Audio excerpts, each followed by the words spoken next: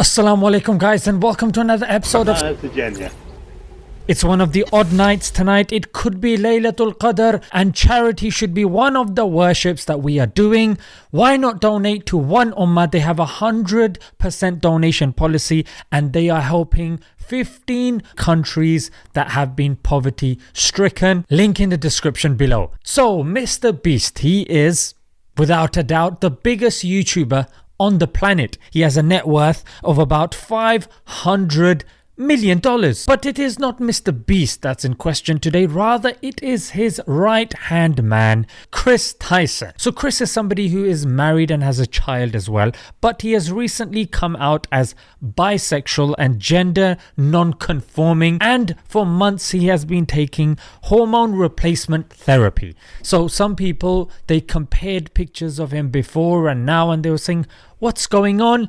And that's when he came out and said, well, I'm trans, mate. So what was interesting here was somebody posted a video of Chris becoming a nightmare for mrbeast, and he stood up for his friend, as you should. But then he went on to say that he's getting tired of the transphobia, which is ironic because his very comment is misgendering his friend. He called him a he. According to many trans activists, that's misgendering somebody and is regarded as transphobic. So that was a bit of an own goal. There's one thing backing your friend up, but there's another thing that's totally disregarding the effect that this is going to have. Yes, this is a grown man and it's their choice, all that sort of stuff.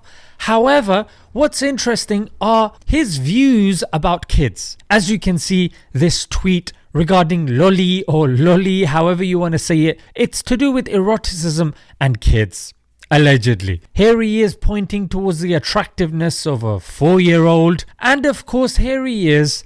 Then it seems that it's an Instagram story of his, allegedly his child is wearing girls' shoes and he's taken a picture and posted it as if this is something to be proud of. Whether he's influencing it or not, what can be said?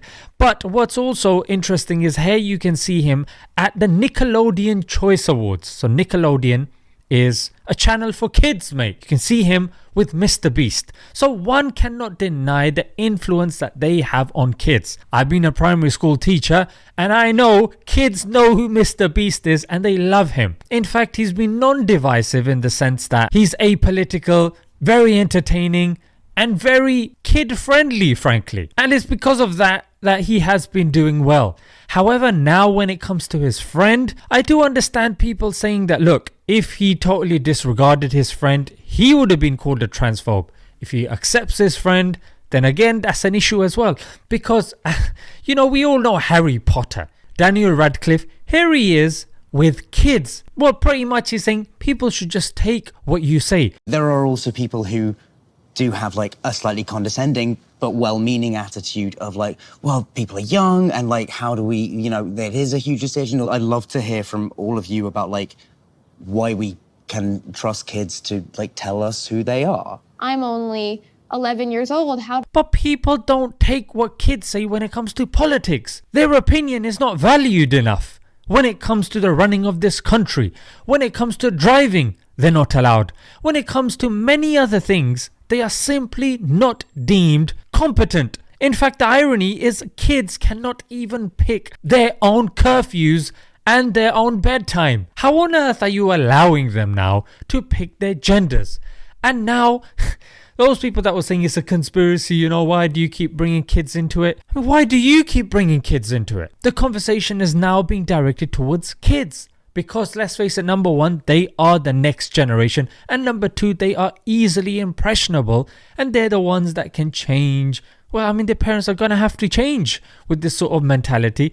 Otherwise, we saw with Jeffrey Marsh, and they encourage no contact. This has become a thing now, cutting off ties with your parents. A'udhu billah. The sort of things that are being normalized. In fact, anybody who speaks against it is regarded as a transphobe. J.K. Rowling, yes, she's speaking up for women's rights because the LGBT do encroach on women's rights as well. She's been regarded as a transphobe. She has this game that came out on PS5. People are saying whoever plays it, well, some people are saying whoever plays it is a transphobe. Why? Because she's involved. And now even with the TV series, there is a concerted effort to make sure that she is not involved. So this LGBT lobby, in fact, Chris Tyson himself, look, allegedly he posted this before a shooting took place, of Christians by a LGBT individual. But look at the language he's using. He's got a little gun at the end saying, hey, don't mess with the trans gang. This is turning into something really concerning. And also, guys, those that don't subscribe to a religion, more specifically Islam, because let's face it, the other religions don't cut it when it comes to this, yeah? Where are you going to stop?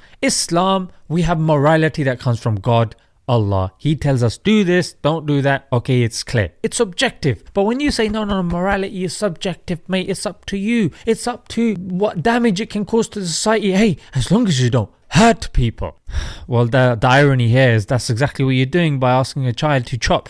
I mean, they make fun of the circumcision. You're chopping the whole thing off, mate. So somebody says that, look, I don't care. Chris can identify as whatever he wants. A pogo stick, penguin, a girl or a boy. Okay, cool. All right, fair enough. It's now affecting his kid. You say, no, that's him. That's private or whatnot. Okay, now it's affecting his wife. Because although the pair haven't come out and said that, look, we're separate, but there's rumors to say that they are separate because ever since Chris came out as a bisexual, I mean, how do you know you're bisexual without having an affair? I mean, come on, let's be real. But again, who knows? Yeah, it's conjecture. Some people are saying they're together, some people are saying they're not. I mean, who knows? But it's affecting the wife regardless, yeah? No, that's his wife. It's going to women now. So we've moved from the individual, subjective, then we moved on to the kid, then we move on to the wife. Then you're saying, no, it's all right. Okay, then his influence with regards to other kids. Nickelodeon, mrbeast. No, leave it. Okay, now there are other kids that are taking puberty blockers. They are now taking hormone replacement therapy. Now it's affecting your next door neighbor. It's affecting the kids on the street. What about now? It's affecting society. I mean, where do you draw the line? That's the problem with atheism. It's about subjectivism. Yeah, me, individualism, me, materialism, what I want. Yeah, and that's not useful for a productive society. Atheism is causing, I mean, look, when you say, like Nietzsche said, God is dead, and then somebody else said, look, it's not that God is dead, it's that man will turn anything into an object of worship and worship it. That's the problem. We are God. God is change. God is trans. We are trans.